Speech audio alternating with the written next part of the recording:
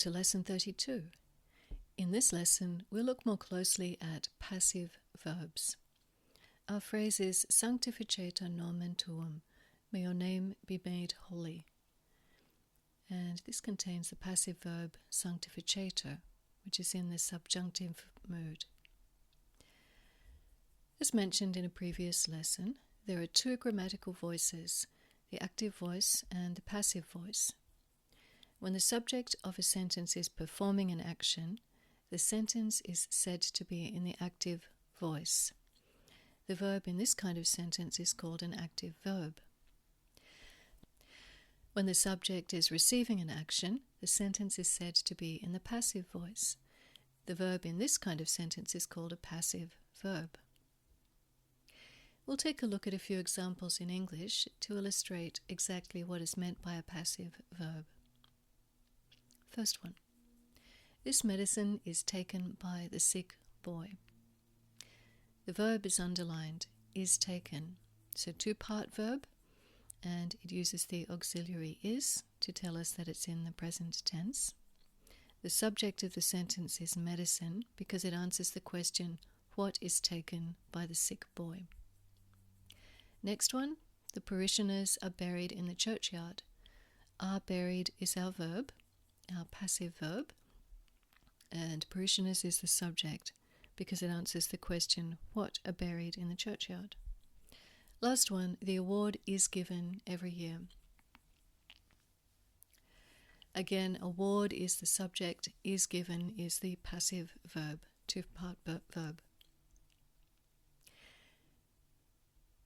In Latin, the present, imperfect, and future tenses have passive endings which are added to the present stem. These endings are the same for all three tenses. Here's the paradigm for the passive endings for the present, imperfect, and future tenses. Pretty straightforward. I'll give you an example of a verb conjugated, laudare, to praise. Here's the present passive tense. Laudor, laudaris, laudator, laudamur, laudamini, laudantur. And in English, I am praised, thou art praised, he, she, or it is praised, we are praised, you are praised, they are praised.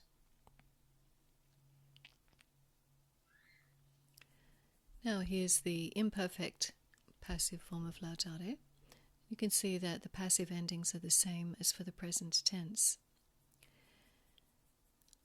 Laudabar, I was praised. Laudabaris, thou wert praised. Laudabatur, he, she, or it was praised. Laudabamur, we were praised. Laudabamini, you were praised.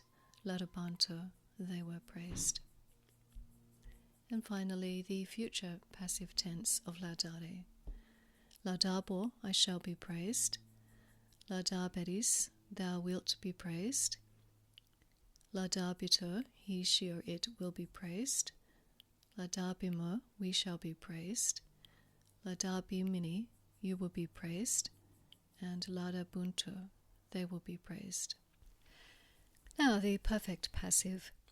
The perfect passive tense indicates a complete action that someone or something underwent in the past.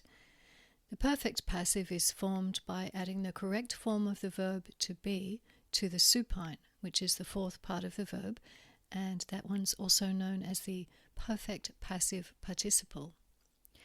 This needs to agree in gender and number with its relative noun. Here's an example to make that a bit clearer. And this little phrase comes from our prayers. You probably are familiar with it by now. Et verbum caro factum est, and the word was made flesh. Our verb factum est, just as you've learned, has two parts because it's the perfect passive form. One part comes from facere, to make, and the other is the third person singular form of to be, which is est. The four principal parts of facere are facio, facere, feci, factus, and the supine is the fourth part, factus. This is the form with which the perfect passive is constructed. We use factus when the verb subject is masculine, but our subject, verbum, word, is neuter. Therefore, we need to use a neuter form of factus, which is factum.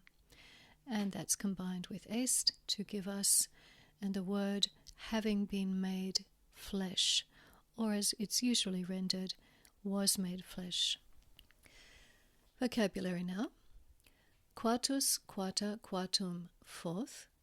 Traere, to drag or lead. Presetim, especially. Quesere, to beg or beseech. Qui, quie, quod, meaning who or whatever. Nasci, natus sum, to be born, which is a special kind of verb called a deponent. We'll look at those in a couple of lessons' time. For homework, exercises in your text, supplementary exercises as usual. There's a drill schedule, and that's it from me. Until next time, goodbye, God bless.